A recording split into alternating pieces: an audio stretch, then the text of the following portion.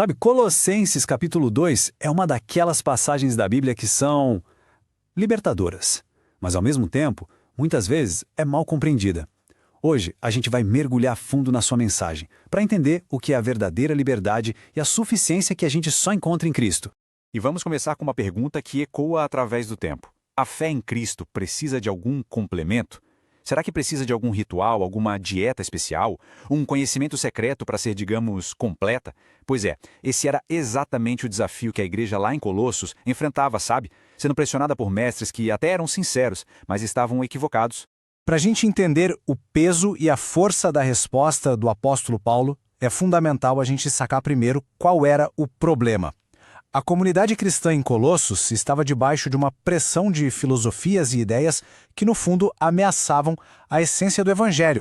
O centro de tudo isso era o que a gente pode chamar de mentalidade Jesus mais alguma coisa. Aquela ideia de que, só a fé em Cristo não é suficiente. Era preciso Jesus mais filosofia, Jesus mais tradições, Jesus mais rituais. O problema é que toda essa adição, na verdade, só diminuía a importância e a suficiência de Cristo.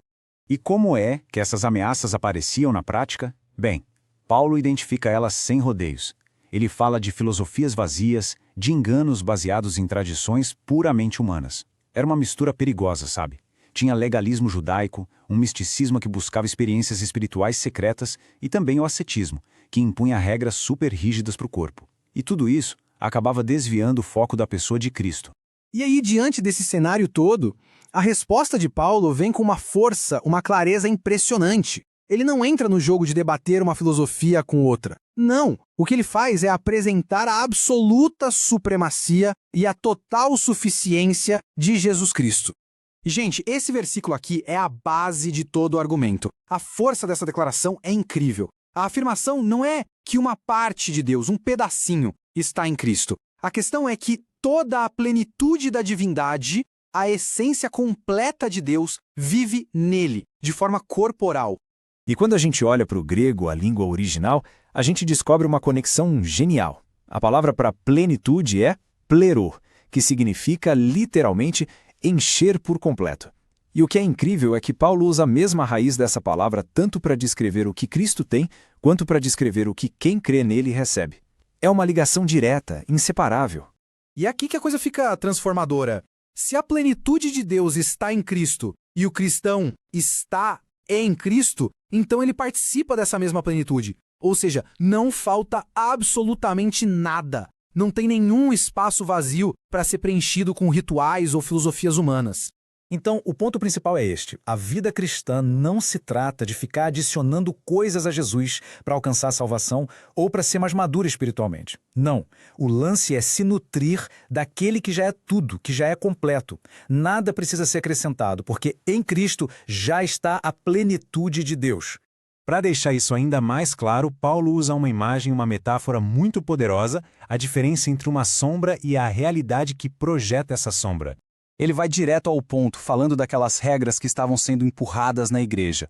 Regras sobre comida, bebida, festivais religiosos, luas novas e os sábados cerimoniais. O que Paulo está dizendo é o seguinte: olha, tudo isso aí era como uma sombra, uma projeção que apontava para algo que ainda ia chegar. E essa comparação ilustra a diferença de um jeito brilhante.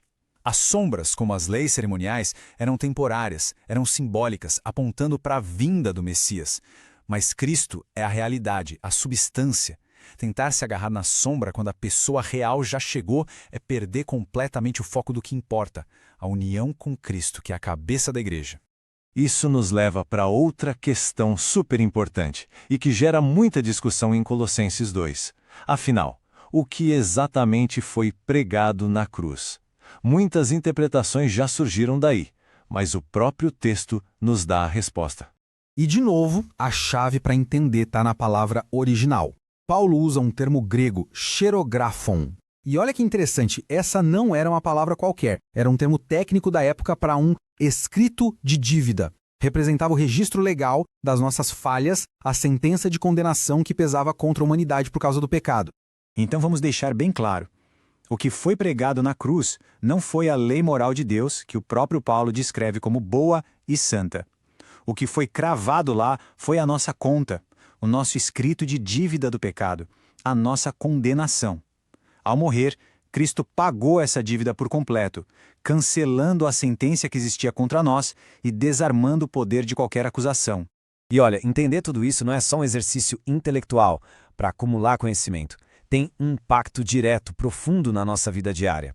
A conclusão da carta mostra justamente como viver nessa liberdade verdadeira que Cristo conquistou para nós. Paulo usa umas imagens muito fortes para explicar isso. Viver em Cristo é como estar arraigado nele, igual uma árvore que tira todos os nutrientes de um solo fértil. É ser edificado sobre ele, como um prédio que se constrói sobre um fundamento firme. E o resultado é a firmeza na fé, sem se deixar levar por qualquer ventinho de doutrina diferente.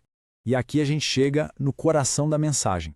Porque veja bem, a liberdade em Cristo não é um pode tudo, não é viver sem regra nenhuma.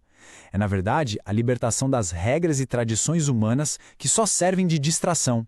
É ser livre daquilo que não importa para poder ser livre para aquele que é tudo. Viver uma vida plena, uma vida abundante em Cristo. E tudo isso nos deixa com uma pergunta para a gente pensar, para refletir de verdade. Saber que não falta nada, que em Cristo já se é completo, pleno, sem precisar de adições ou de complementos. Como é que essa verdade pode transformar a caminhada espiritual de alguém a partir de hoje? Olha, se essa reflexão sobre Colossenses 2 ajudou a clarear as coisas, considere curtir e compartilhar este conteúdo. Assim, essa mensagem tão poderosa de que somos de fato completos em Cristo pode chegar a mais e mais pessoas.